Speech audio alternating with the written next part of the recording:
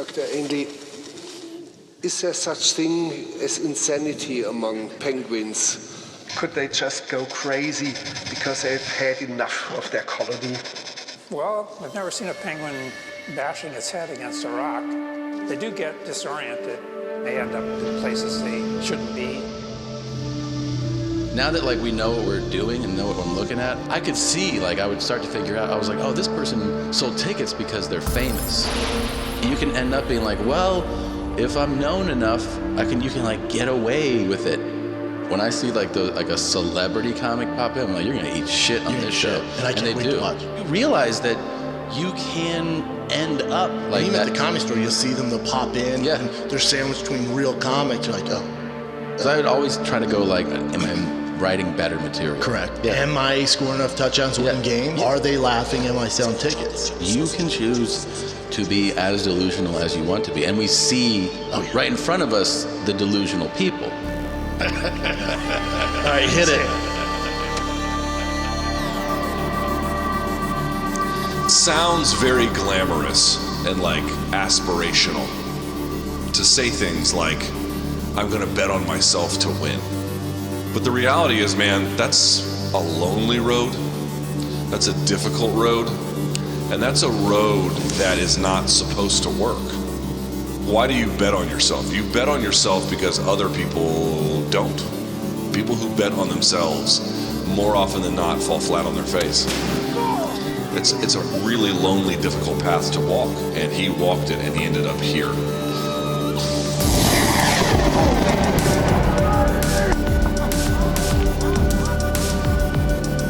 What up, guys? It's your favorite bee sting and the Rat King. The wait is nearly over. The podcast like you guys have never seen before that you're going to help create. Break it down for him, Theo. I got some sad news. I'm going to be taking a step back from being on King and the Sting. And, sorry, Brendan. You know, grateful to you, Brendan, man. Appreciate it. You should start doing cocaine. We stay on the show if I do? I don't want to do it alone. It's fucking lonely. It's lonely. Yeah, I mean, it's sad, you know. I feel sad about it, you know. That shit with Brendan, though, was fucking crazy. That whole thing was just fucking absolutely retarded. So special, man. Yeah. Theo's so special. It is very And you just know it. Yeah. You just know it, man. With Theo, it's like he's the LeBron James of comedy. He's so creative. I'm just that shitty coach on the side trying to manage this ball game. Not to fuck it up, man. For old times, we should have done this in the middle of the show, but for old times, we maybe want to all eat a hot chip.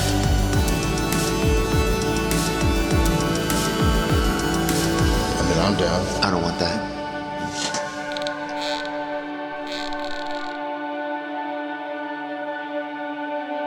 I don't want to do it alone. It's fucking lonely. It's lonely. It's fucking lonely and a bore. Between the whiskey, the network, stand-up, the merch, branding deals, it's like I'm tired, man. I'm sick of dealing with myself. I do everything myself. I'm tired. Yeah. Tired, man. I'm tired, man. I'm tired. And then, Theo's doing his thing. Theo's doing his thing, so, we're figuring it out.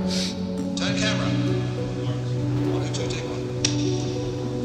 With over that, action please.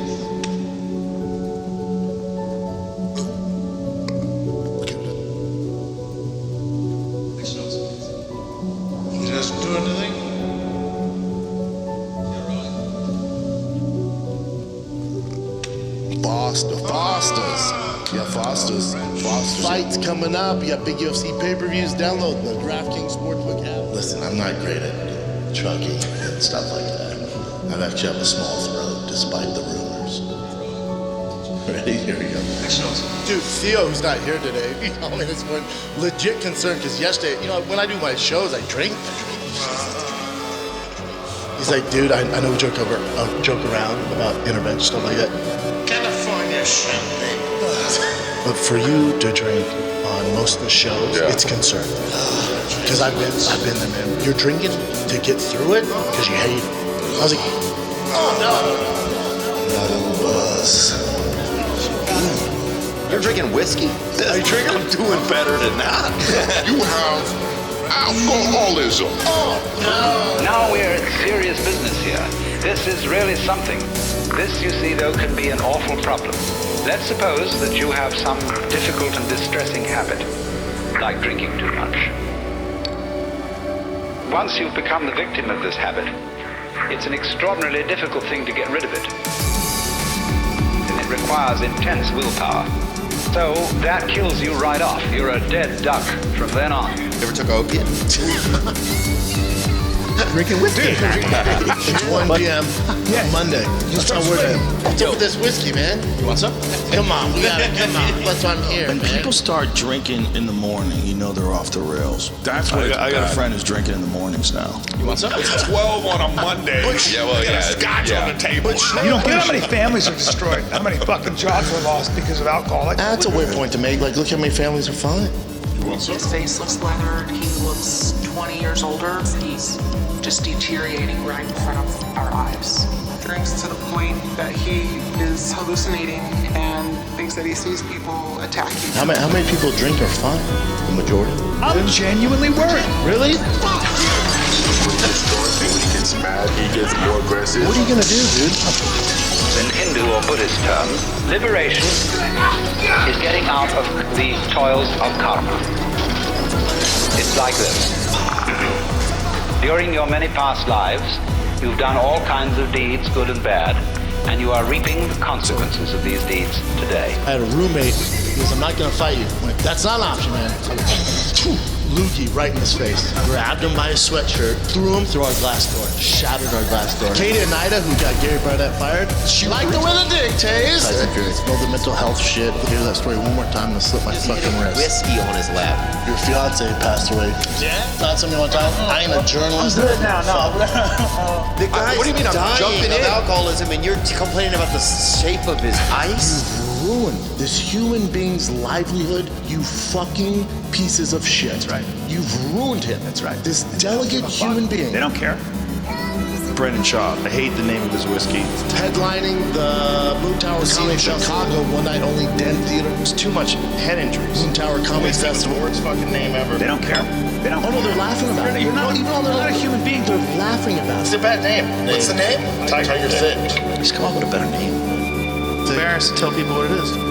Austin, Texas, we changed venues, and you've ruined this fucking guy's career. He might not have the best stand-up, but I don't think I'm at that level where I can go to Louis C.K. or Andrew Schultz. I think you are. I really good ticket sales last night. I bet they're different. But Tom, this is what's weird. If I don't see my kids, I can't do the show, dude. It's official. I have to cancel my theater show in Chicago. My show this Friday has been canceled. You have winter advisory. You got Omicron. You have school shut down. I had to reschedule my San Francisco dates because they recalled the district attorney. But yeah, so it's a blessing that Moon Tower didn't work out because now I can stay home. And here he's heading off into the interior of the vast continent. I heard this thing today, and Pat Miletich was saying we told Hamzat not to make weight because we weren't selling tickets. It was agreed to way before that he was going to come in at 180 pounds, I think. You know how fucking stupid you have to be to even think something like that? I just think it wasn't trending well. They had this plan B. I'm not pulling this out of my ass. He has to be the dumbest motherfucker on the planet. With 5,000 kilometers ahead of him, he's heading towards certain death. I believe that was Brendan Schaub who said that. Oh, it wasn't Pat Miletich? I think so. Well, I apologize to Pat Miletich then. That makes sense. Bye. Yeah, that's right. That's what it's all about. That's a great commercial. Isn't that great? I love it. Mark Zuckerberg, let me ask this. Name 10 UFC fighters. You can't. There's only one former UFC fighter headlining comedy shows, selling out theaters and clubs. It's me. You're not gonna go after a guy who's not doing well. You're not gonna go after a guy who can't sell tickets. Thanks, dude. I'm trying on the right track. I think comedy is good me. look, Brendan's my boy, but he needs a handler. Brendan needs a handler. Do I? I don't need a handler. These guys need a handler. Rich, privileged fucks. Come here, let me talk to you. I need a handler. They need a handler.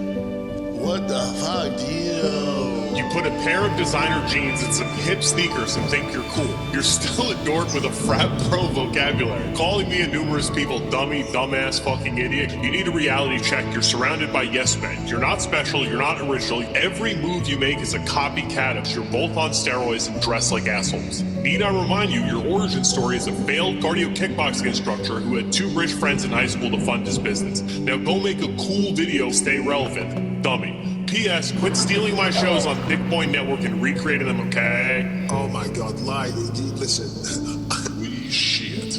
I mean, what is all that about?